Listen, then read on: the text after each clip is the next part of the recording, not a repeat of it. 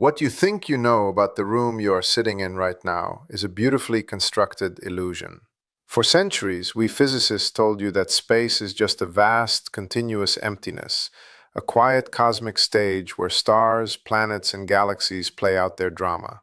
We were wrong. Right now, a radical revolution is quietly dismantling everything we thought we understood about nature, and it turns out that space isn't empty at all. It's an illusion generated by something far more bizarre. Space, time, and gravity are not fundamental properties of reality. They are merely the holographic side effects of a massive cosmic quantum computer. Imagine reality not as a collection of physical objects, but as a colossal web of raw information. The fabric of the cosmos isn't made of fabric. It is built from tiny, entangled qubits. This sounds like science fiction, but it is the cutting-edge frontier of theoretical physics, spearheaded by one of my favorite absolute giants in the field, my old friend Leonard Susskind. As one of the fathers of string theory and the mind behind the holographic principle, Lenny has spent decades battling the sharpest minds on Earth, including Stephen Hawking, to rewrite the laws of nature. Today, we are going to look at exactly how the universe codes itself into existence. If you want to understand how a black hole might hold the master key to the reality you are sitting in right now, you need to forget everything you learned in school. Let's dive into the quantum code. Now, to get our heads around this, we have to look at how we got into this mess in the first place. You see, when I was working on quantum mechanics, we had a pretty good picture of the world. We had Einstein's beautiful theory of general relativity, which treats space-time like a smooth, continuous rubber sheet. If you put a heavy bowling ball on a trampoline, the sheet bends. That bending is what we call gravity. It's elegant, it's smooth, and it works beautifully when you're calculating the orbits of planets or the bending of starlight. But there's a catch. When you zoom in past the atoms, past the electrons, past the quarks, down to the absolute smallest limit of nature, what we call the Planck scale, Einstein's smooth fabric completely goes out the window.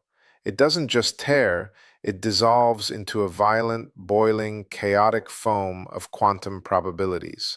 Relativity wants things to be smooth and predictable. Quantum mechanics demands that things be uncertain and erratic. For 100 years, physics has been a house divided, with these two grand theories locking horns. Most people tried to patch up the rubber sheet, but Lenny looked at the problem and asked a much funnier, much deeper question. What if there is no rubber sheet at all? What if space itself is just a macroscopic symptom of microscopic information? Let's talk about this word qubit because people hear it and their brains go out to lunch.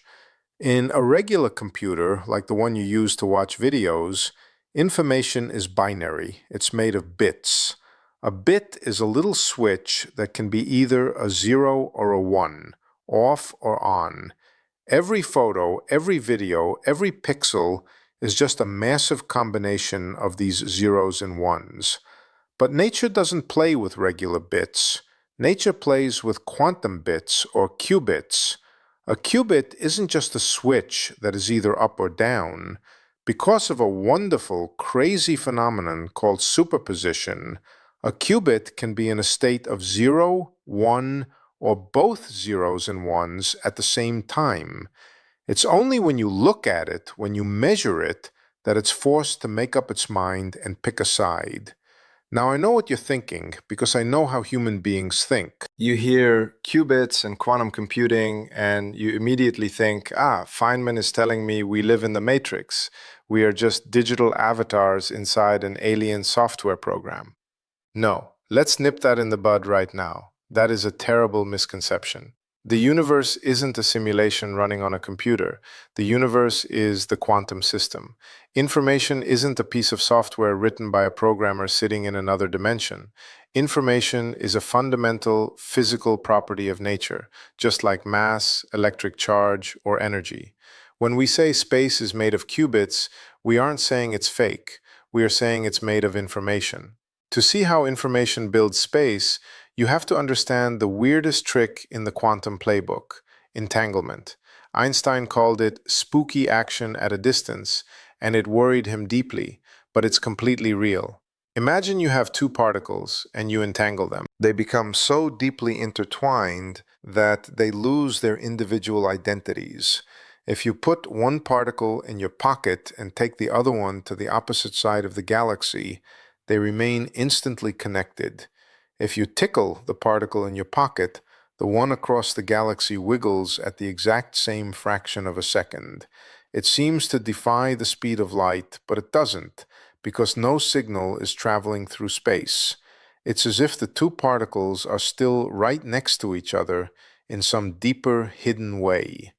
Lenny's brilliant insight was that this spooky connection isn't just a weird quirk of quantum mechanics, it is the literal thread that weaves the fabric of space together. To prove this, we have to travel to the most absurd, ridiculous places in the entire cosmos. Places where gravity is so incredibly intense that not even light can escape its pull. We have to look at black holes. You see, the secret code of the universe wasn't discovered in a clean, quiet lab. It was forged in a brutal 20-year intellectual war between Lenny Susskind and Stephen Hawking.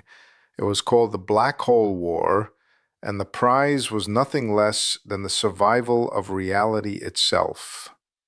The whole fight started in 1976 when Hawking dropped a mathematical bomb on us. He discovered that black holes aren't completely black.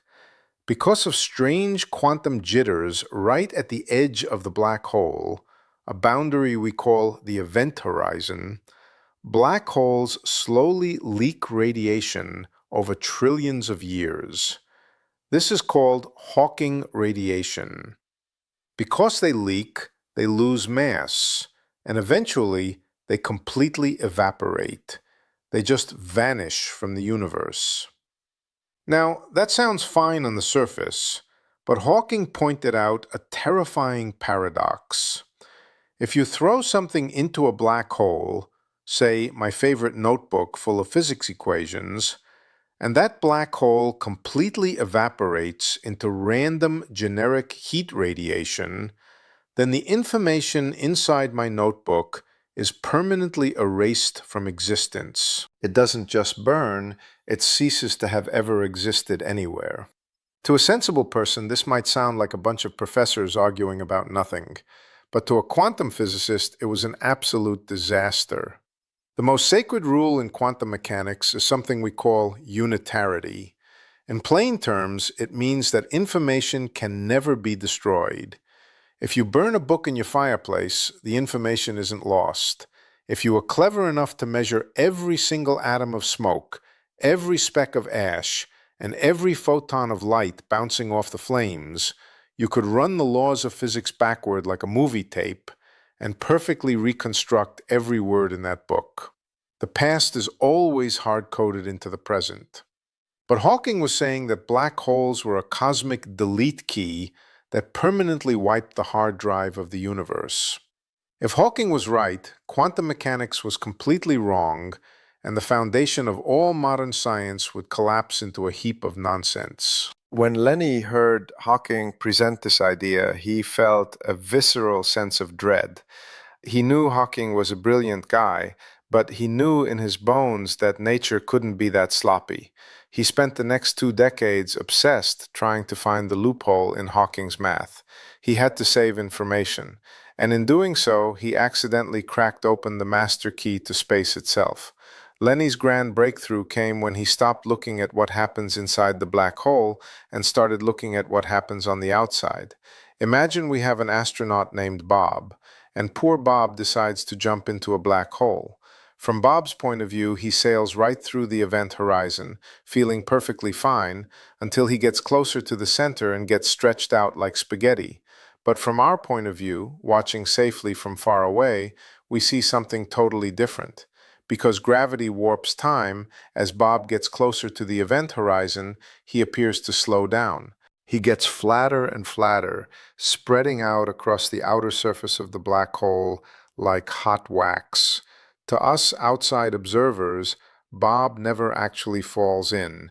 His information gets smeared across the horizon, cooked into the black hole's surface temperature. Lenny realized that both perspectives must be true. This led him to a staggering conclusion. The information describing Bob didn't sink into a three-dimensional pit. It was flattened, scrambled, and perfectly encoded onto the two-dimensional surface area of the event horizon.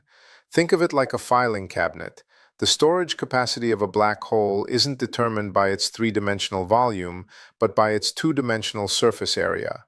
By the late 1990s, Lenny and another brilliant fellow, Gerard 't Hooft, formalized this into a radical new law of nature, the holographic principle. Hawking eventually admitted he was wrong. Information was saved. It didn't vanish inside the black hole, it was preserved on the boundary, encoded in tiny quantum pixels. But Lenny didn't stop there. He looked out at the sky and asked the ultimate question.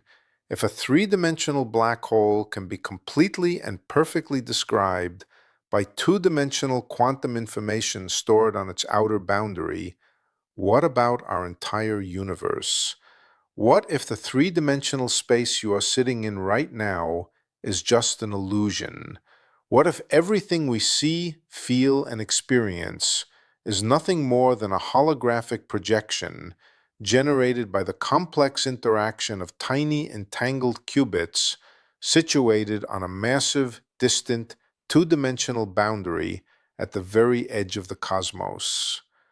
To prove this wasn't just wild philosophy, Lenny and his colleagues had to find the exact mechanism driving the hologram. They had to connect the abstract math of quantum data to the actual physical distance between the stars. And that brings us to the absolute peak of the mountain, a mind-melting concept encapsulated in a beautiful, simple equation.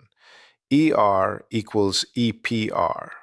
Let's break that down because it's the most elegant thing you'll hear all day. The ER side stands for Einstein-Rosen bridges. That's just the fancy physics term for a wormhole, a literal tunnel through the fabric of space-time that connects two distant points in the universe. The EPR side stands for Einstein-Podolsky-Rosen, which is the old paper where Einstein argued about quantum entanglement, the spooky connection between two particles. For decades, physicists thought these were two completely different chapters in the textbook. One was about gravity and giant structures like wormholes. The other was about quantum mechanics and tiny particles. But Lenny and his colleague Juan Maldacena discovered something breathtaking. They are not different things at all. ER equals EPR means that if you take two quantum particles and entangle them deeply enough, the quantum connection between them manifests as a microscopic wormhole in space-time. The entanglement is the wormhole. Now, imagine doing this with a staggering number of qubits. If you have a massive network of qubits on the distant boundary of the universe, and they are all intricately entangled with each other, their collective entanglement creates a vast, interconnected web of microscopic wormholes. When you look at that web from a macroscopic perspective, you don't see wormholes or qubits. You see smooth, continuous, three-dimensional space. Let that sink in. Space isn't an empty stage where things happen. Space is literally created by the web of quantum entanglement. Distance is just a measure of how entangled things are. If two objects are highly entangled, they are close together in space. If you could somehow reach out with a pair of cosmic scissors and cut all the entanglement threads between the qubits in the universe, the distance between galaxies would vanish, space would unweave, and the entire cosmos would collapse in an instant into a single point of pure information. This changes everything about how we view reality. It solves the old existential dread that physics often inflicts on people. When you look out at the deep universe, it's easy to feel small, cold, and isolated, like a tiny speck of dust trapped inside a giant, empty, indifferent room of space. But Suskind's work shows us that this view is completely backward. You aren't an isolated object moving through a dead vacuum. You are a localized ripple in a deeply interconnected cosmic network of information. You, your chair, the moon, and the farthest stars are all intimately woven together by the same underlying quantum code. We are just beginning to scratch the surface of this new description of nature. It's a completely fresh way of looking at the world, and it reminds me of why I fell in love with physics in the first place. Nature isn't simple, but it is wonderfully consistent. When you look closely enough at the biggest mysteries in the sky, like black holes, you find the answers to the smallest things at the bottom of matter. We used to think space was the stage and matter was the actor. Now we know that the stage and the actor are made of the exact same thing, information. So the next time you look up at the stars, or even just look across the room at the wall, remember that you aren't looking at an empty void. You are looking at a magnificent, dynamic hologram generated by the quiet, invisible dance of trillions of tiny qubits encoding reality into existence. It's a grand adventure, and we are just getting started reading the source code.